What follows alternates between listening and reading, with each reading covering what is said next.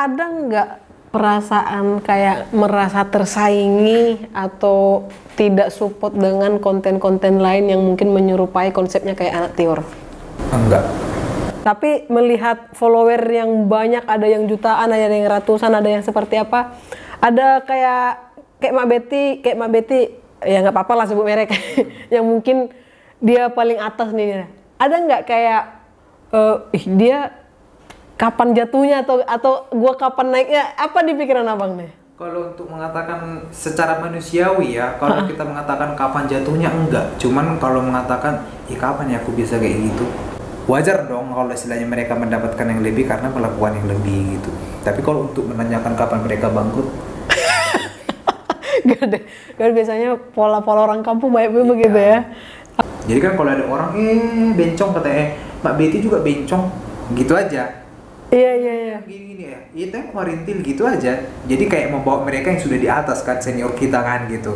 Jadi untuk mematikan haters juga. Oh gitu. Berarti pernah ada yang kayak ngolok gitu, dikatain bencong apa gitu? Banyak ya? Banyak sampai bawa-bawa neraka dan surga lagi.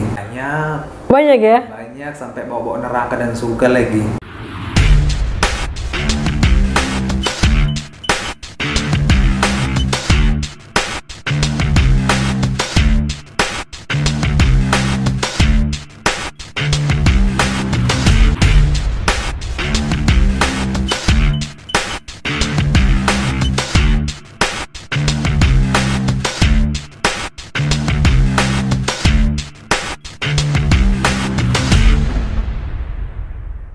Ada nggak perasaan kayak merasa tersaingi atau tidak support dengan konten-konten lain yang mungkin menyerupai konsepnya kayak Anak Tior? Enggak ya? Tidak ada. Karena seperti yang kau bilang kan, ini mungkin ada yang baru muncul. Dibilang nih plagiat Intior Anak Medan. Dan saya juga dulu dikatakan plagiatnya Mak Betty gitu, plagiatnya Warintil gitu. Ya dalam pikiran aku gini aja, suatu pabrik tidak akan pernah menciptakan suatu kaos dalam satu biji kecuali sangat terkenal gitu. Jadi bisa saja pakaian dalam aku sama dengan tetanggaku, cuman karena bagian dalam tidak terlihat. Jadi kita nggak bisa memaksakan. Dan karena kehidupan sehari-hari itu sama, jadi karya itu pun pasti ada yang serupa gitu. Jadi kalau dikatakan kayak plagiat merasa tersaingi, enggak sih. Enggak ada ya? Enggak ada. Kalau secara pribadi support nggak dengan orang-orang yang baru muncul di dunia konten Sangat begini? Support. Berarti satu sisi aku bangga dong menjadi influencer, jadi contoh untuk mereka. Bisa trendsetter ya. Bisa jadi mereka melihat contoh lah. Bisa berkreasi, bisa menghidupkan mereka. Dan kemarin ada yang mengatakan, jadi kayak kita itu merasa diri sendiri loh bang setelah melihat dirimu berani gitu. Oh gitu, ada ya? Ada ya? Jadi nggak ada merasa saingan atau gimana atau plagiat, nggak ada. Itu memang muncul setelah sekarang ini atau dulu pernah gitu merasa tersaingan dulu gitu? Biasanya kan memang dari dulu nggak pernah. Karena aku juga terinspirasinya itu, aku bilang dulu memang nggak kenal namanya Warintil, nggak kenal namanya Mak Betty, taunya itu Yoga Arizona. Jadi aku terinspirasi dari dia. Nah begitu terinspirasi dari dia ngelihat bagaimana. Nah tiba-tiba aku lihatlah Magdalena Sementel. Itulah yang membuat aku berani untuk expose. Iya. Gitu. Barulah ngelihat Mak Betty sama Warintil gitu. Setelah 2 tahun baru tahu mereka ada juga gitu. Ada ternyata gitu. Nah melihat ini kan banyak nih kayak orang abang ini nih, Tior Anak Medan, Mak Betty segala macamnya itu dan kawan-kawan yang konsepnya kita bisa katakan 11-12 nih. Tapi melihat follower yang banyak, ada yang jutaan, ada yang ratusan, ada yang seperti apa, ada kayak Mak Betty, ya nggak apa-apa lah sebut merek, yang mungkin dia paling atas nih. Ada nggak kayak dia kapan jatuhnya atau gua kapan naiknya, apa di pikiran abang nih? Kalau untuk mengatakan secara manusiawi ya, kalau kita mengatakan kapan jatuhnya enggak. Cuman kalau mengatakan, kapan ya aku bisa kayak gitu, pasti ada. Kalau begini polanya pasti jadi nih. Cuman balik lagi tadi, saya pribadi itu bukan ibaratkan, kapan ya. Tapi aku juga harus melihat kapan ya dan apa yang sudah aku lakukan, dan aku memang sadar diri bagaimana aku bisa up kalau memang istilahnya aku juga tidak melakukan yang lebih gitu. Karena dia kan memang udah luar biasa kali kan, punya kru, punya tim, udah out of the box lah istilahnya kan. Kalau saya pribadi pun kadang di luar masih grogi, berdandan gitu, masih kayak kurang percaya diri. Kalau Mak Betty kan udah keluar dia kan kayak merintil, jadi wajar dong kalau istilahnya mereka mendapatkan yang lebih karena melakukan yang lebih gitu. Tapi kalau untuk menanyakan kapan mereka bangkrut, gak ada. Kan biasanya pola-pola orang kampung banyak begitu ya. Abang nggak pernah sampai ya? kadang apa namanya haters di akunnya kita gitu kan, mereka punya akun yang apa fake lah. Iya. Kalau saya sih enggak. Karena saya anggap juga mereka itu memberikan kayak ide ataupun sesuatu kekuatan gitu. Jadi kan kalau ada orang bencong katanya Mbak Betty juga bencong gitu aja. Iya. Gini ya, itu yang warintil gitu aja. Jadi kayak membawa mereka yang sudah di atas kan, senior kita kan gitu. Jadi untuk mematikan haters juga. Oh gitu. Berarti pernah ada yang kayak ngolok gitu, dikatain bencong apa gitu? Banyak ya? Banyak, sampai bawa neraka dan surga lagi. Iya. Kalau begini kan artinya orang nggak bisa bedain lagi di profesinya atau di luar ini. Menanggapin yang begitu gimana tuh? Yang ngatain? Sih menanggapinya ya kalau dikatakan masuk neraka iyalah nanti kamu masuk surga gitu aja. Jadi kalau dikatakan kamu nggak malu nanti orang tua masuk neraka, ya aku bilang aja orang tua aku nggak ngelakuin apa-apa. Kalau istilahnya aku masuk neraka, kamu di surga ya nggak apa-apa. Dan lucunya itu ada yang menghujat sampai ke sana ya. Dan lucunya itu rata-rata hatersnya itu cowok dan bapak-bapak. Makanya saya heran. Gitu ya, nggak suka rata-rata ya. cowok dan bapak-bapak hatersnya kebanyakan. Saking ngefansnya kali mereka kan. Atau juga mungkin saya lebih karena cantik dibanding istrinya kali ya. Iya, Tiur itu cantik loh sama Marta itu ya. Dari berbagai karakter itu kan aku suka ketika yang masalah pacaran tuh, yang di Batam pulang kerja tapi pacarnya harus dipenuhi dulu urusan pacarnya padahal dia butuh tidur sebenarnya. Itu kan udah tahun lalu atau 2 tahun yang lalu videonya. Iya, 2 tahun lalu. Tapi itu kan cukup melekat di apalagi kita di Batam ini, dan itu juga kontennya aku yakin konten Batam menyinggung muka-muka PT. Kenapa sampai sekesal itu? Si Marta ya yang marah-marah tuh, si Tiur ya gimana tuh? Gimana melihat itu kan tadi kritisan yang disampaikan melalui komedi.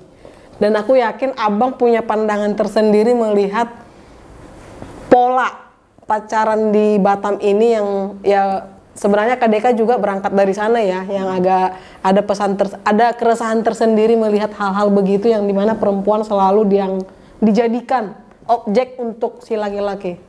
Gimana nih bang? Kalau kita berbicara sebenarnya sih di semua daerah ada seperti itu. Nah kebetulan aja tempat perantauan saya paling pertama itu Batam. Dan kejadian itu saya banyak temukan waktu saya kerja di PT juga. Nah jadi itu sebenarnya udah cerita lama. Iya. Dan masih menjamur sampai saat ini. Iya. Karena kan banyak kita menemukan. Nah, jadi dulu ada itu tetangga kos dipanggil, ya memang kayak gitu. Suami pacarnya nggak kerja, masih status pacar, tinggal serumah, pacar nggak kerja, terus ceweknya yang kerja, tapi ceweknya tetap mau diperalat seperti itu gitu. Nah jadi di sini kita memang mau ngasih dorongan. Tapi waktu itu nggak langsung ngomong gitu sama tetangga kamarnya itu gitu, nggak diomongin, nggak nasihatin. Diam aja kitanya. Oh gitu, nggak punya urusan juga kita sebenarnya. Kalau gitu. sama ceweknya iya, kadang ceweknya nangis kan, jadi kita bilang kamu ngapain lagi? Nah itu tadi. Tapi aku sayang sama dia gitu, masih cinta sama dia. Gitu. Itulah problemanya sebenarnya gitu. Dan itu pernah terjadi di dunia nyatanya abang ya, melihat-lihat seperti itu. Pernah terjadi. Dan di kacamatanya seorang Abdul Christian Manurung itu perempuan itu seperti apa? Jadi, itu seperti apa? Menurut aku sih perempuan itu kron ya. Sebenarnya perempuan itu kron kalau aku pribadi ya. Karena aku laki-laki dikandung sama perempuan, lahir dari rahim perempuan, dikasih ASI perempuan. Dan aku yakin dan percaya ketika aku masih balita itu kebanyakan yang mengasuh aku itu ibu, bukan bapak. Nah, jadi kalau memang istilahnya masih ada laki-laki yang menjadikan perempuan itu bukan kron, itu memang benar-benar laki-laki bangsat lah istilahnya. Dan perempuan itu kalau memang kron, jadikan dirimu berharga. Nah, jadi kalau dikatakan banyak nih perempuan nih kan, contoh nih takut nggak punya pacar, ya itu karena kebanyakan perempuan ini merasa dirinya lemah tanpa pacar, merasa dirinya lembek tanpa kekasih, merasa dirinya nggak kuat tanpa sosok laki-laki. Padahal kan kalau kita ketahui kan perempuan itu sebenarnya kuat, gitu. Nah, jadi bisa dibilang dirimu yang membuat berharga gitu. Jadi kalau memang ada laki-laki yang kurang ajar atau suka main tangan, apapun itu, ya jangan dilanjutin. Itu yang saya mau push sampai saat ini. Bagaimana saya mau bisa melindungi kalau istilahnya pola pikir seorang perempuan itu aja masih dianya sendiri yang buat dia begitu. Dilemahkan sama namanya, menurut aku itu dilemahkan sama nafsu gitu. Jadi kenapa langsung ke nafsu, Bang? Iya, karena kan dilemahkan sama nafsu daging, nafsu birahi, nafsu daging. Karena itu tadi nggak ada laki-laki merasa lemah. Kawannya Piki pacaran sama orang merasa lemah. Jadi akhirnya ketika ada laki-laki yang nggak baik pun, ya udah nggak apa-apa lah daripada gitu. Jadi perempuan itu terlalu lemah karena nafsu dagingnya gitu. Ini kayak kena gitu sama kita aja. Jadi sebenarnya kalau perempuan itu, kalau menurut aku ya, ini menurut aku pribadi, makanya ini saya katakan selalu sama kaum perempuan, kemungkinan nih banyak orang kasusnya, maaf kata, yang sudah dipakai, yang sudah mungkin sudah tidak perawan lagi, dan akhirnya dia mau nurut. Nah, kunci dari utama berpacaran itu jaga harga dirimu, jaga kronmu, jaga badanmu. Jadi kalaupun sudah terlanjur istilahnya hilang kronnya, dan laki-laki itu masih berbuat kurang ajar sama perempuannya, tinggalkan. Jadi walaupun mungkin dia merasa aku ini sudah tidak bersih, aku sudah kotor, dan seringkali perempuan itu menganggap kalau kehilangan kron berarti dia tidak punya harga diri. Enggak ya? Iya, tetap kita merasa diri kita berharga, walaupun orang lain tidak merasa kita itu berharga, ya kita masih tetap berharga di mata Tuhan. Gitu. Jadi untuk apa kita bertahan? Udahlah kita nggak punya kron, kita mengalami siksa batin, kita mengalami namanya penganiayaan, yang ujung-ujungnya ya kita bisa mati gara-gara ke batin kita gitu. Jadi menurut aku pribadi nih, mungkin orang mengatakan, Allah kalau karena kau bukan perempuannya makanya gampang. Enggak, karena memang harus itu poinnya, tegaslah jadi perempuan. Walaupun kamu sudah kehilangan segalanya, kamu tetap berharga bagi dirimu dan berharga bagi Tuhan. Duta perempuan ini, si Marta atau si Tir nih, duta perempuan nih. Iya. Itu kasus-kasus yang saya... Tapi sebegitu pedulinya sama perempuan ya, Bang?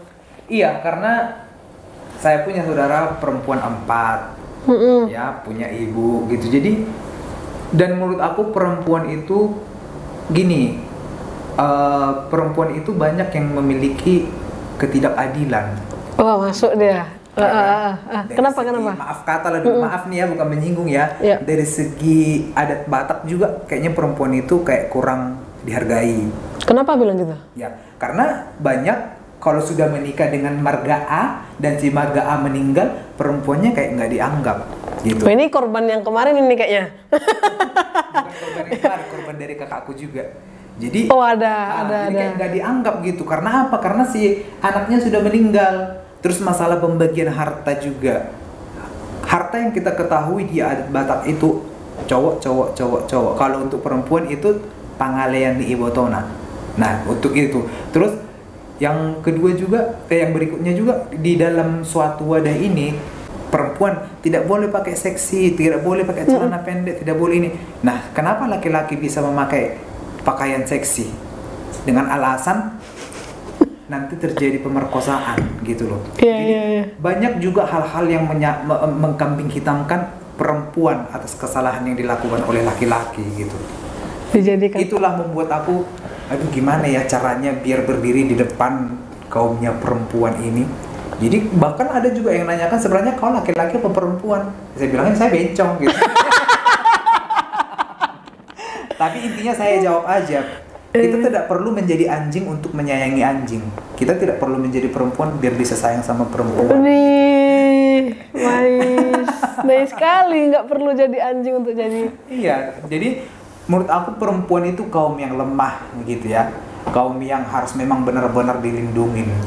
Kayaknya kalau ada permasalahan seperti itu saya berani banget. Kami nggak lemah, Bang.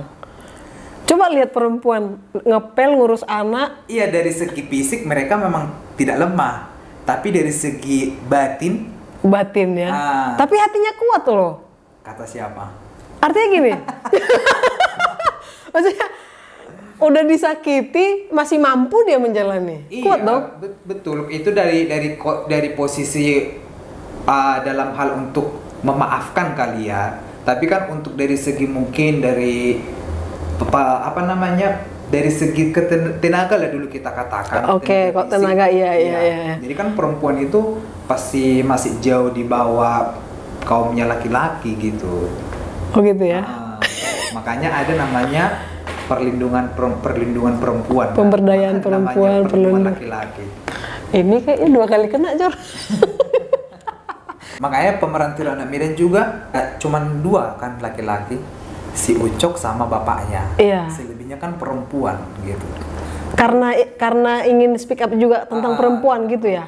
Perempuan itu punya karakter yang banyak, tapi ya itu tadi, ya hargai mereka masing-masing gitu. Jadi nggak ada alasan untuk menyakiti. Gitu. Nggak ada alasan menyakiti perempuan ya, Bang? Iya. Karena kan perempuan itu ya makhluk yang harus dituntun, bukan makhluk yang harus dihajar ketika salah gitu. Ini siapa lah fans yang abang suka itu? Aku penasaran cuma.